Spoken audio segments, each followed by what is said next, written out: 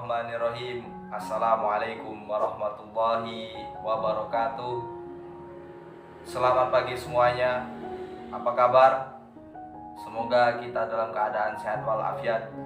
Selamat pagi juga saya ucapkan kepada dosen kami Bapak Mukti Ali MPDI. Perkenalkan, nama saya Anan Marliansah. Saya dari Program Studi Pendidikan Agama Islam Universitas Islam Negeri Raden Fatah Palembang. Pada kesempatan yang baik ini, saya berkesempatan untuk menjelaskan, untuk belajar bersama tentang perbedaan tasawuf akhlaki, tasawuf irfani, dan tasawuf falsafi. Tentu kita diberi kesempatan yang sangat baik. Karena mengapa? Akhlak tasawuf. Kalau pelajaran akhlak, mungkin kita bisa belajar atau mempelajarinya. Namun tasawuf jarang sekali, bahkan jarang kita dengar dimanapun seperti itu. Dan alhamdulillah pada kesempatan ini, pada pelajaran akhlak tasawuf di semester 3 ini, kita mempelajarinya, yaitu tentang akhlak dan tasawuf. Akhlak, apa itu akhlak? Akhlak adalah upaya untuk memperbaiki hubungan antara manusia dengan manusia yang lainnya. Kemudian tasawuf adalah upaya untuk memperbaiki hubungan antara manusia dengan Allah Subhanahu wa taala. Berbicara tentang tasawuf. Apa itu tasawuf? Tentunya kita bertanya-tanya, apa itu tasawuf? Tentunya banyak pengertian mengenai pengertian tasawuf. Namun pada kali ini saya sedikit ingat tentang hadis Rasulullah SAW. Pada suatu hari, pada suatu hari datang seorang pemuda kepada Rasulullah yang bertanya tentang mahwal iman, mahwal Islam, mahwal ihsan, dan kemudian dia bertanya mahwa yaumul qiyamah, mahya yaumul qiyamah. Maka dari pertanyaan keempat tadi, Rasulullah menjawab. Kan dia tanya pertama yaitu mahwal iman. Maka Rasulullah menjawab, al imanu an tu'minu billah wa malaikatihi wa kutubihi wa rusulihi wal yaumil akhir wa tu'minu bil qadri khairihi wa syarrihi. Maka dari jawaban Rasulullah, maka menjadi sebuah disiplin ilmu, yaitu ilmu tauhid. Kemudian, ya Rasulullah, akhbirni anil Islam. Maka Rasulullah menjawab, al-Islamu an tashhadu an la ilaha illallah wa anna Muhammadar Rasulullah, an tuqimu as-shalah wa tu'ti az-zakah wa tahajjul bait man istata'a ilaihi sabila. Dan dari jawaban ini maka menjadi sebuah disiplin ilmu, yaitu ilmu fikih. Kemudian mahwal ihsan, maka Rasulullah menjawab, al ihsan anta budullah ka'annaka tarahu fa in lam takun tarahu fa innahu yaraka. Artinya adalah kamu beribadah kepada Allah seakan-akan kamu melihat Allah. Tetapi kalau kamu tidak bisa melihat Allah, maka seakan-akan Allah lah yang melihat kamu. Maka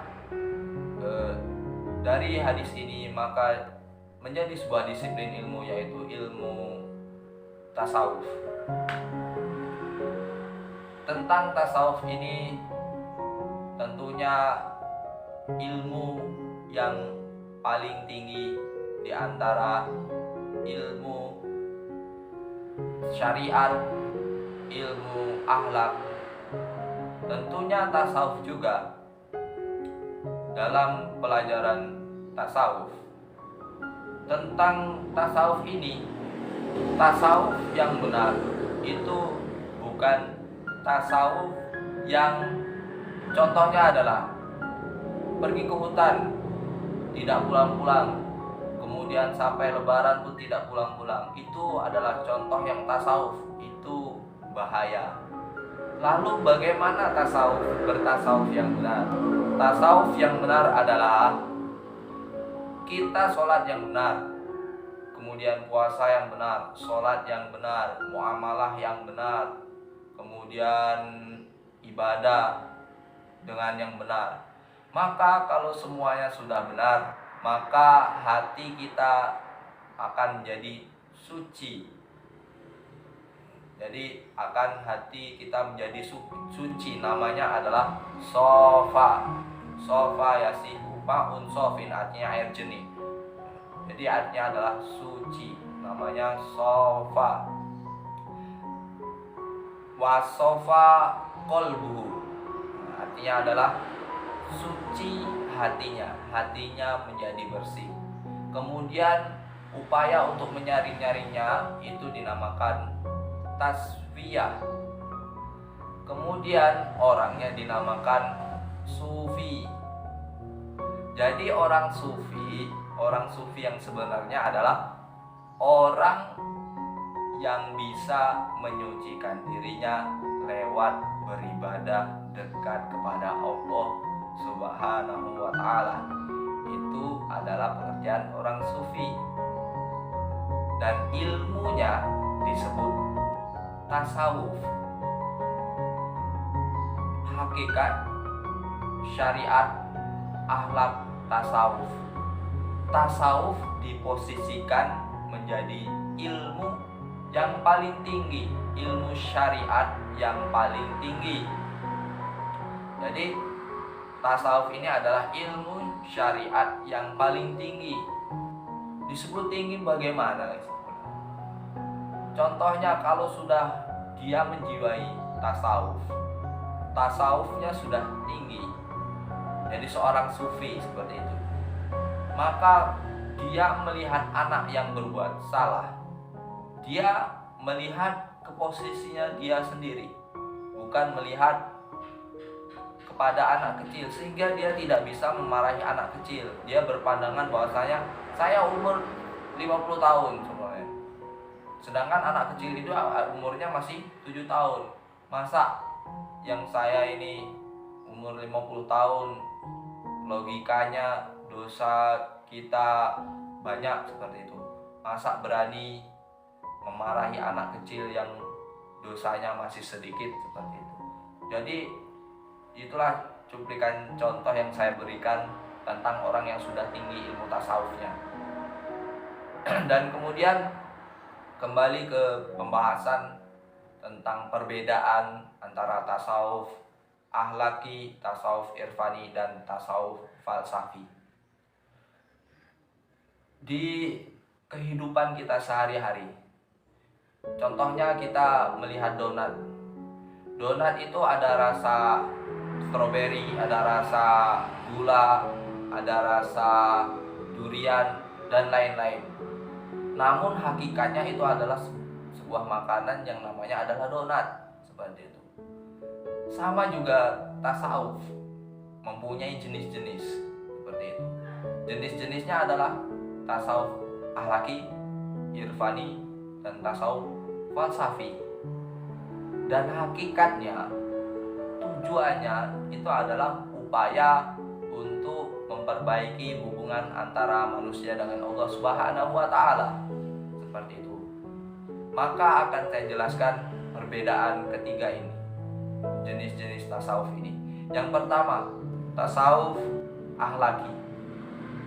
Tasawuf akhlaki adalah bertasawuf dan berkonsentrasi kepada perilaku, berkonsentrasi pada perbaikan akhlak, dan berbuat akhlak mahmudah dan menghindari akhlak mazmumah.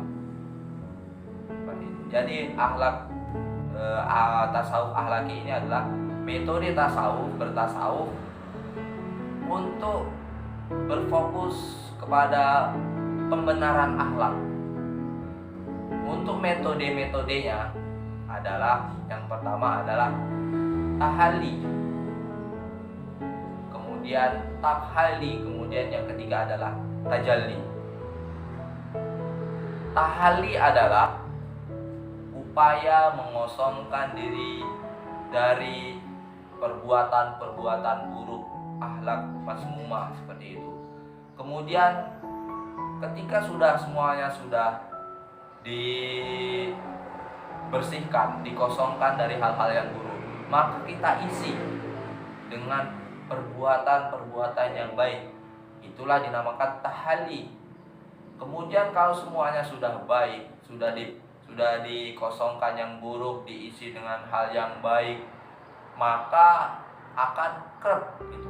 Hubungan antara manusia dengan Allah itu akan kerap, akan bersatu baik, sehingga suci seperti itu, hatinya menjadi suci. Kemudian yang kedua adalah tasawuf irfani. Tasawuf irfani dari kata masdar dari kata arafa ya'rifu, artinya adalah mengetahui, sejenis dengan kata ma'ruf, kebaikan, dan juga sejenis dengan kata makrifat. Makrifat itu adalah pengetahuan, seperti itu. Jadi tasawuf irfani ini adalah upaya menekankan kebenaran Allah Subhanahu wa Ta'ala yang tidak bisa didapatkan melalui pemikiran, tidak bisa didapatkan melalui pembelajaran dan logika, namun bisa didapatkan dengan hati yang bersih. Itulah pengertian tasawuf irfani. Metodenya, cara bertasawuf secara irfani ini adalah salah satunya adalah metode zikrullah, artinya adalah mengingat-ingat Allah. Kemudian untuk yang terakhir adalah tasawuf falsafi. Tasawuf falsafi adalah upaya penggabungan diri visi mistis dan visi rasional dengan kaidah filosofi, kaidah filsafat, seperti itu. Contohnya adalah contoh bagaimana cara kita bertasawuf melalui metode filsafat ini adalah contohnya adalah muhasabah, seperti itu. Dari kesekian pengertian yang saya jelaskan, tentunya teman-teman sudah berpikir, sudah memikirkan, dan sudah tahu apa perbedaan antara tasawuf akhlaki, tasawuf irfani, dan tasawuf falsafi. Maka kesimpulannya adalah perbedaan ketiga tasawuf ini adalah yang pertama, kalau tasawuf akhlaki itu berfokus untuk perbaikan akhlak. Gitu. Jenis tasawuf yang berfokus untuk perbaikan akhlak. Kemudian yang kedua yaitu tasawuf irfani. Tasawuf irfani ini adalah jenis tasawuf yang bisa kita dapatkan melalui hati yang bersih, seperti itu. Jadi kita tidak bisa mendapatkan atau bertasawuf secara irfani melalui pembelajaran dan melalui pemikiran, itu tidak bisa. Namun bisa didapatkan dengan hati yang bersih. Ketiga adalah tasawuf falsafi. Tasawuf falsafi ini adalah metode penggabungan antara visi mistis dan visi rasional. Rasional itu secara akal. Penggabungan antar visi mistis yang hal mistis kemudian bergabung menjadi dengan visi rasional yang dapat dipikirkan atau rasional masuk akal, seperti itu. maka dengan dibarengi dengan berfilsafat seperti itu, itulah perbedaan ketiga tasawuf tersebut. Baiklah teman-teman, dengan penjelasan perbedaan antara akhlak, perbedaan dengan tasawuf akhlaki dan tasawuf falsafi dan tasawuf irfani, dan alhamdulillah kita sudah sama-sama mempelajarinya, dan saya ucapkan banyak terima kasih kepada teman-teman yang sudah menonton video ini dari awal sampai akhir, dan semoga bisa membuka wawasan teman-teman sekalian. Dan mohon maaf apabila dalam penjelasan saya kurang bagus atau kurang tepat, maka saya mohon maaf, dan semoga kita dalam keadaan sehat walafiat. Semoga kita bisa belajar dengan baik, dengan tekun, sehingga kita bisa sukses nantinya.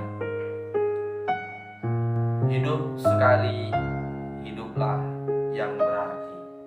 Khairun nas anfa'uhum linnas. Sebaik-baik manusia adalah bermanfaat bagi manusia yang lainnya. Billahi nasta'in.